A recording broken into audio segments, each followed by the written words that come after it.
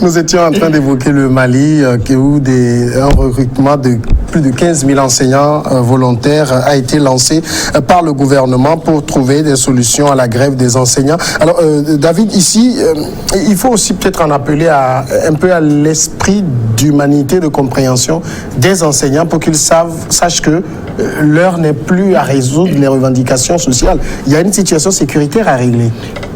Oui, et ces enseignants n'attendent qu'une seule chose, que le gouvernement les appelle.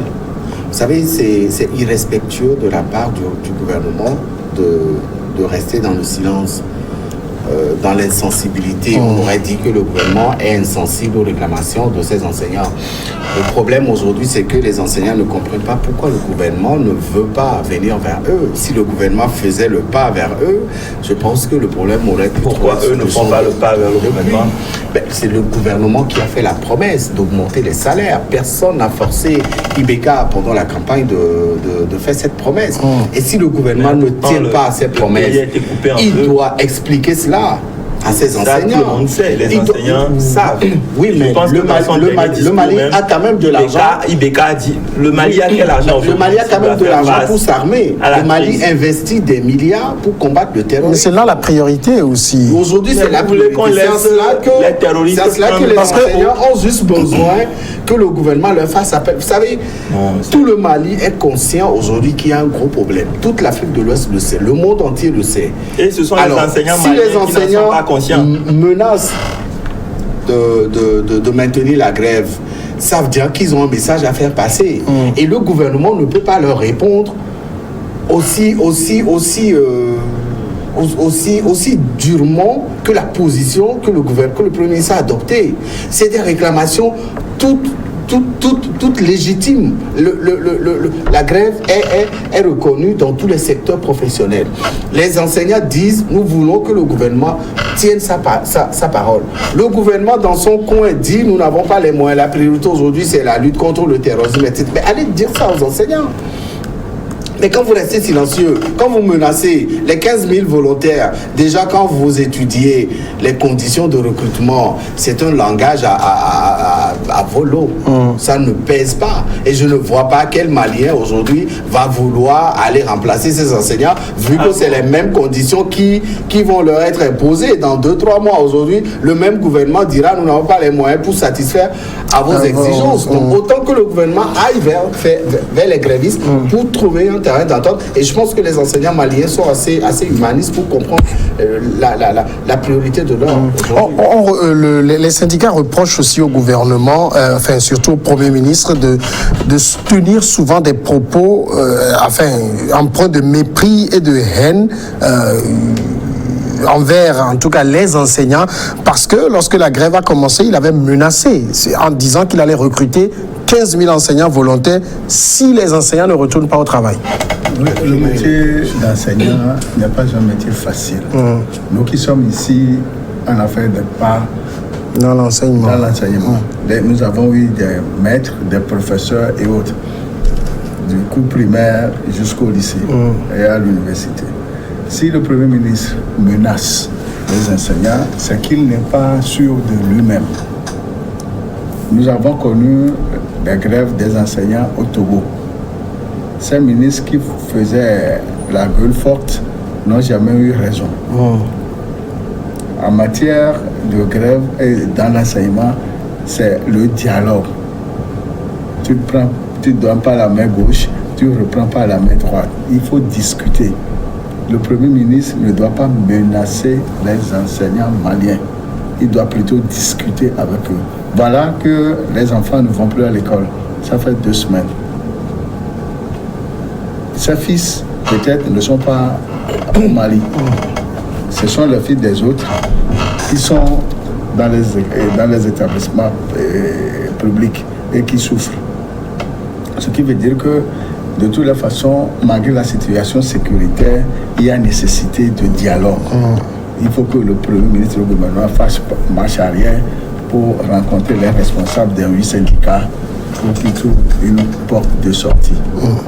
En tout cas, ce que demandent les syndicats, eux, c'est l'application immédiate des mesures décidées pour les fonctionnaires, à savoir, comme le rappelait M. Fiancoulou, une augmentation de 20% accordée en janvier 2019 et une seconde de 9% devant entrer en vigueur en janvier 2020. De 21, pardon. Vous savez, les revendications de tout travailleur de tout temps étaient légitimes. Et nous savons combien le rôle de l'enseignant est important.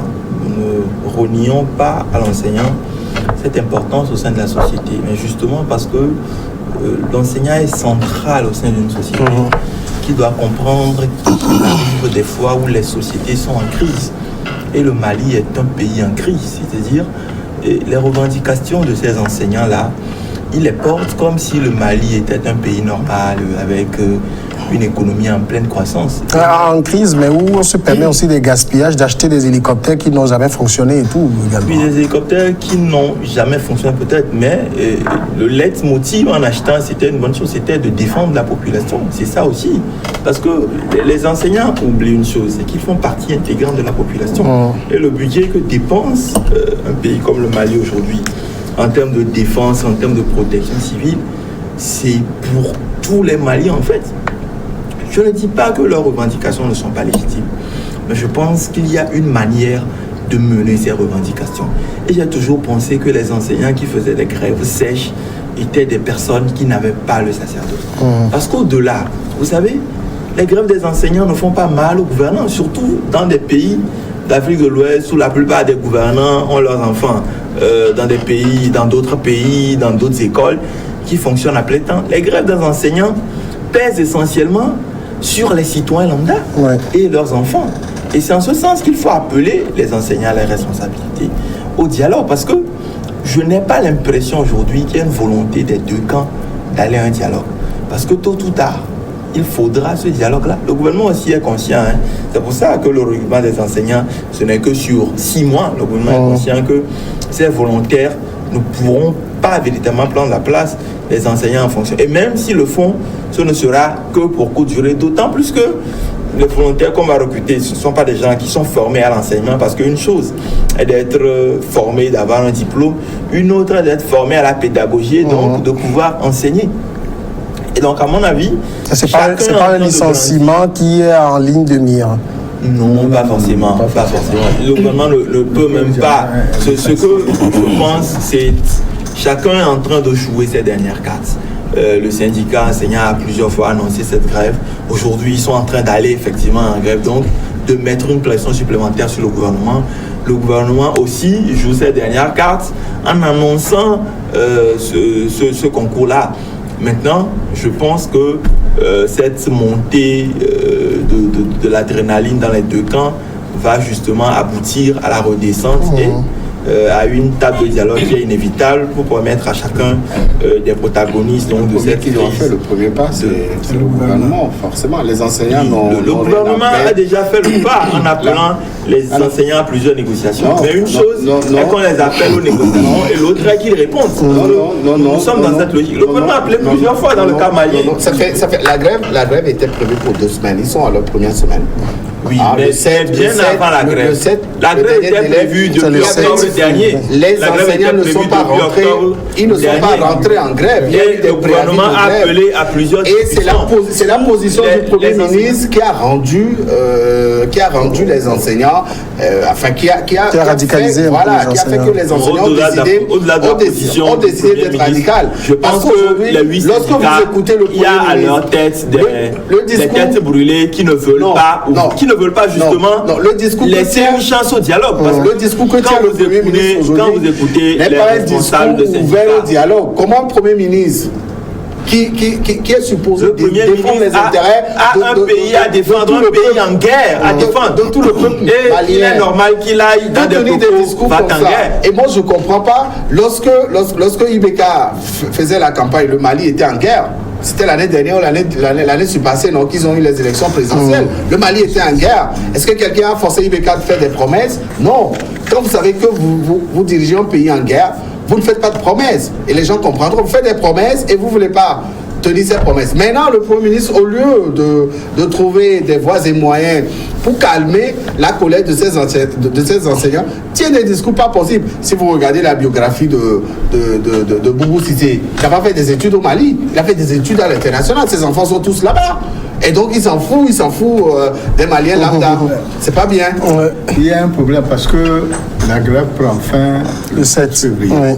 Le dépôt de candidature pour les volontaires, c'est le 7. Après, il y aura des études de dossier. Il y aura des études de dossier, etc. Ce qui veut dire que les enseignants qui étaient sur le terrain devaient en principe le 8 reprendre le travail. Reprendre le travail. Ce qui veut dire que c'est une menace à peine voilée. Wait and see. Alors, la Gambie, notre second sujet, le gouvernement gambien a lancé dimanche une contre-attaque drastique pour éteindre le mouvement de contestation réclamant le départ du président Adama Barrow, interdisant avec effet immédiat le collectif à l'origine d'une manifestation ayant tourné à l'émeute. La police a procédé à plus de 100 arrestations et ceux qui soutiennent ce mouvement anti-présidentiel devront faire face à des conséquences grave, a affirmé le gouvernement dans un communiqué. Ce mouvement a été lancé il y a quelques semaines et toléré jusqu'ici par le gouvernement. Et bien à présent, il le considère comme un mouvement subversif, violent et illégal. Il lui interdit à jamais d'agir sur le territoire gambien. Ce mouvement a toutes les caractéristiques d'un groupe déterminé à renverser illégalement le président élu constitutionnellement, Adama Barrow. Est-ce que David Jagbavi, le régime Barrow n'est pas en train de prendre un peu les ADN de Jammeh? Non, moi je crois qu'il faut lire, il faut avoir une autre lecture de la position du président gambien. Aujourd'hui, c'est une réelle volonté de Barrow d'imposer son autorité, puisqu'après tout, c'est lui le président qui a été élu, même s'il a fait la promesse de laisser le pouvoir 3 années après sa prise de pouvoir. Aujourd'hui, la Gambie n'est pas encore totalement sortie de la crise. Et ce discours lui a été tellement chanté dans les oreilles tous les jours par ses anciens partenaires politiques, également ses adversaires politiques, qu'à un moment, il a dû taper du poing sur la table pour dire c'est bon, c'est moi le chef de l'État. Il est allé loin en disant personne ne peut lui arracher le pouvoir sauf Dieu. C'est une façon au président Adama Barrow de dire à l'ensemble du peuple gambien, à l'ensemble de ses opposants, à l'ensemble de ses partenaires politiques qui l'ont porté au pouvoir, que c'est lui qui incarne l'autorité du pouvoir. On ne peut pas, sur la base d'une promesse faite, tous les matins chanter la même chanson dans les oreilles du chef de l'État. Il y a d'autres défis plus grands. Il y a d'autres défis qui attendent le bilan de ces 3 années et de ces 5 années de pouvoir. Et donc aujourd'hui, la Gambie revient de loin. Il faut imposer des chemins qui mènent à un certain développement de ce pays. Yaya Jammeh a carrément écrasé la Gambie. Pendant ses 22 ans de règne, il a laissé la Gambie à genoux pratiquement. Et donc Barrow est arrivé pour on peut porter l'espoir des Gambiens, et aujourd'hui il a besoin que les Gambiens soient avec lui à ses côtés pour qu'ensemble ils puissent reconstruire ce pays. Et donc aujourd'hui, s'il va jusqu'à prendre des décisions que certains qualifient de drastiques, c'est tout à fait normal, parce que à un moment il va falloir savoir dire stop. Il va falloir savoir dire stop. Les Gambiens ont passé beaucoup d'années à aller vers un pouvoir qui a été incarné par Yaya Jammeh. Aujourd'hui, la démocratie s'est installée avec l'arrivée de Barrow. Il faudrait que les Gambiens et surtout les adversaires politiques comprennent que le pouvoir, il est incarné par quelqu'un qui aujourd'hui a été porté par la majorité des Gambiens à ce pouvoir. Alors, il faut rappeler quand même que selon la charte qui avait fondé la coalition qui a porté Adama Barrow au pouvoir en 2016, le nouveau président devait diriger un gouvernement provisoire pendant 3 ans avant d'organiser une nouvelle élection à laquelle il ne pouvait pas se représenter. Donc, c'est Adama Barrow qui est en tort, ou bien on ne le comprend pas assez quand il dit on ne peut rien faire de durable en 3 ans. Je suis inquiet. Quand surtout j'entendais David tout à l'heure. Adama Barrow n'est pas en fait, ce ne sont pas les Gambiens qui ont tort, parce que Adama Barrow est venu au pouvoir sur une promesse qui était claire. D'abord, d'installer les institutions de base qui allaient animer la démocratie gambienne, et puis en faire une démocratie électorale en organisant au bout de 3 ans une élection. Mais sur ces éléments, à mon avis élémentaires, Adama Barrow a échoué aujourd'hui. On est tenté, en tout cas quand vous prenez même le dernier classement du Economic Group, la Gambie est toujours un régime dans le rouge, un régime autoritaire. C'est-à-dire que la Gambie n'a pas vraiment évolué depuis, à part l'élection qui a été plutôt un bon moment pour les Gambiens qui avaient subi Yahya Jammeh les 22 dernières années. On se retrouve quand même dans un schéma où on a un Adama Barrow, si l'on y prend garde, qui sera peut-être pire que Yahya Jammeh pour la Gambie. Déjà, il faut juste se fier à quelques-unes de ses déclarations. Récemment, il disait encore que lui, il est au pouvoir et seul Dieu pourra l'y détacher. Vous disiez tout à l'heure ce qu'il a fait à ce mouvement citoyen, porté à bout de bras par beaucoup de ceux qui l'ont porté pour devenir président. Ce sont ces anciens partenaires qui sont aujourd'hui responsables de ce mouvement qu'il qualifie aujourd'hui de mouvement subversif. Et si on ne peut plus avoir la liberté d'association, la liberté de réunion, la liberté de manifester dans la Gambie nouvelle, je pense qu'on est en train de retourner et dangereusement vers les affres de l'ère Yahya Jammeh. Mais il y a eu des manifestations très violentes, des émeutes quasiment. Oui, des manifestations violentes. Pourquoi? Parce que justement, il y avait dans la rue ceux qui répriment ce genre de manifestations. Si on avait laissé les citoyens s'exprimer, je pense, qui sont porteurs quand même d'un message que Adama Barrow connaît, qu'il comprend. Il était celui-là même qui avait signé cette charte. Et puis, il ne faut pas oublier que Barrow n'était pas en pôle position sur cette liste, justement parce que les ténors étaient en prison aussi. Non, au-delà du fait que les ténors étaient en prison, c'est parce que celui qui devait venir n'avait que 3 ans à faire et qu'il n'avait pas besoin d'une grande qualification, d'une grande compétence, qu'on a choisi quelqu'un comme Barrow pour faire cette transition. Elle est partie. Maintenant, je pense qu'il a été installé, il a pris le pouvoir, il ne veut pas partir, mais je pense que les Gambiens doivent continuer à s'exprimer, doivent continuer à manifester leur ras-le-bol pour que justement ils puissent prendre conscience qu'il ne peut pas, après le départ de Jammeh, réinstaller une autocratie.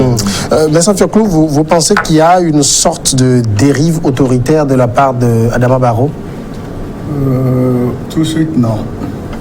Quand il est arrivé au pouvoir en 2016, la coalition qu'il a portée au pouvoir lui avait dit qu'il avait 3 ans. Et aujourd'hui, il pense aller jusqu'en 2021. Ce qui veut dire qu'il n'a pas pu poser les bases démocratiques dont il avait parlé. Et les partenaires d'hier sont devenus ses ennemis aujourd'hui. Et c'est eux qui sont dans la rue avec ses adversaires politiques. Il avait voulu faire un jeu de ping-pong, mais finalement il a compris que s'il n'a pas la répression, ça pourra l'emporter, comme ça a été le cas de ATT au Mali. Donc ces derniers temps, il a violemment réprimé les manifestants avec des arrestations où nous allons vers la violation flagrante des droits de l'homme. Il sait qu'il a les forces de défense et de sécurité derrière lui et pour le moment, il a le vent en poupe parce qu'il ne veut plus céder. Est-ce qu'il est normal, quand la Constitution dit que le mandat est de 5 ans, d'imposer à quelqu'un de ne faire que 3 ans? C'est en Afrique qu'on voit ça. Certains présidents, même quand ils sont élus, ils viennent au pouvoir, ils disent moi j'ai qu'un seul mandat à faire et puis après je pars et après il reste encore. C'est en Afrique, je pense, je ne sais pas si vous avez déjà vu ça en France, aux États-Unis ou dans les grandes démocraties occidentales. Non, mais dans les grandes démocraties, est-ce qu'il y a des présidents qui font 22 ans au pouvoir? Donc, c'est à situation particulière, réaction particulière. C'est 2 mandats en plus. Non, c'est un mépris de la Constitution de la part de ces dirigeants-là. Barrow a fait la même chose en portant l'espoir des Gambiens. Vous savez, l'arrivée au pouvoir de Barrow était empreinte d'une grosse lueur d'espoir. C'est un peu comme on vous enferme dans une chambre toute noire et puis un beau matin, on vous libère. Donc il y a un souffle d'espoir qui était né, qui avait emballé tout le monde. Et donc pendant cette période, c'était une période assez agréable pour faire des promesses. Il a fait des promesses, oui. Mais il avait quand même signé la charte de la coalition 2016. Oui, il s'est pris à son propre jeu, un peu comme ça. Cette charte lui a été imposée, puisque ce n'était pas Barrow qui était positionné au départ. Il a fallu que certains opposants, les grosses têtes de l'opposition gambienne, soient mises en prison par Jammeh. Et donc il fallait trouver quelqu'un pour aller jusqu'au bout de cette lutte, puisque l'opposition gambienne s'est rendue compte que Jammeh chutait. Donc il fallait trouver quelqu'un. Ils ont trouvé en Barrow cette personnalité qui puisse incarner l'alternance. Mais avant de lui remettre le pouvoir, ils lui ont fait signer une charte. Il n'a pas signé la charte après avoir pris le pouvoir. Ils l'ont obligé à signer, même si ce n'était pas Barrow, celui qui viendrait assurer cet intérim, cette alternance va signer forcément. Donc ce n'est pas un choix volontaire. C'est ce qu'il faut comprendre dans le discours du président Barrow. Ce n'est pas un choix volontaire. Et donc aujourd'hui, il dit que 3 ans, c'est insuffisant pour poser les bases d'une reconstruction de la Gambie. La constitution gambienne l'autorise à faire 5 années. 2 ans par rapport à 3 ans, je pense qu'il y a une grosse différence. Mais laissez-le aller à la fin de ces 5 années. Si vous n'êtes pas d'accord avec son bilan, renversez-le dans les urnes. Et aussi, cette décision de Barrow, il faut comprendre aussi que derrière, il y a cette volonté d'aller contre le combat des hommes de main de Jammeh qui sont encore présents sur la scène politique, sur la scène sécuritaire en Gambie aujourd'hui. Quand on parle de manifestation, ce n'est pas seulement les militants de la coalition qui a porté Barrow au pouvoir, mais il y a aussi des hommes de main de Jammeh qui se sont infiltrés et qui sont prêts à tout moment à poser la violence. Voilà, pour créer des problèmes et même aller jusqu'au renversement. C'est ce que dénonce le gouvernement. Quand le président Barrow prend certaines décisions pour assurer la sécurité de la Gambie, il faut aller pour le comprendre. Marc Aboufan, qu'est-ce que représente une entente d'une coalition face à un test constitutionnel? L'entente dit 3 ans, le test constitutionnel dit qu'il est élu pour 5 ans. Non, vous savez, ça ne représente juridiquement rien. Mais il n'y a pas que le droit en politique, il y a aussi l'éthique. Et Barrow, s'il était conscient de ne pas pouvoir respecter ça, il aurait simplement pu ne pas signer. Et donc, s'il n'avait pas signé, il ne serait pas devenu l'actuel président de Gambie. C'est grâce à cette entente. C'est ce qu'on oublie des fois. Que c'est vrai que c'est la Constitution qui a organisé les élections, mais c'est grâce à cette entente qu'un ovni comme Adama Barrow se retrouve président de la République. Mais cette entente peut-il lui être opposée? Parce que les Gambiens ont élu un président pour 5 ans. Ils n'ont pas élu quelqu'un sur la base d'une entente de 3 ans. Aucune institution ne peut lui opposer cette entente-là. Mais ses partenaires, ceux avec qui il a fait cette entente, le peuple gambien qu'il a choisi sur la base de cette charte, peut toujours lui opposer cette charte. Et c'est ce que le peuple est en train de faire dans la rue. Vous savez, au-delà des urnes, le peuple a plusieurs manières de manifester sa parole. Et quand on se dit un président démocratique, on veut construire une démocratie, on laisse le peuple s'exprimer. Tant est que cette expression-là vient des promesses que le président lui-même en fait. Maintenant, moi, je n'ai aucun problème. Si Barrow était, en tout cas, faisait tout ce qu'il y a dans cette attente-là, notamment la mise en place des institutions, s'il y avait un début de démocratie en Gambie, je pense que naturellement, les gens l'auraient laissé terminer Mais les gens reconnaissent quand même que la Gambie d'aujourd'hui, ce n'est pas la Gambie de Djamé. Non. La Gambie a Il y a une ouverture. de liberté d'expression. Il y a une ouverture. Aujourd'hui en Gambie, il y a plus de liberté d'expression. Au-delà de la liberté d'expression. De prise de parole. Il y a plus de liberté d'expression. On va laisser Vincent Fiocou pour quelques secondes avant la pause. Je veux quand même Diallo a autorisé des manifestations. Même les manifestations de partisans de Djamé ont été autorisées dans le pays. Il les a autorisées. Il y a une liberté de Adama manifestation. Barrow est en train de construire en Gambie une autocratie pire que ce que Yaya Jammeh avait instauré. Oui, d'accord. Parce que Yaya Jammeh a commencé comme ça.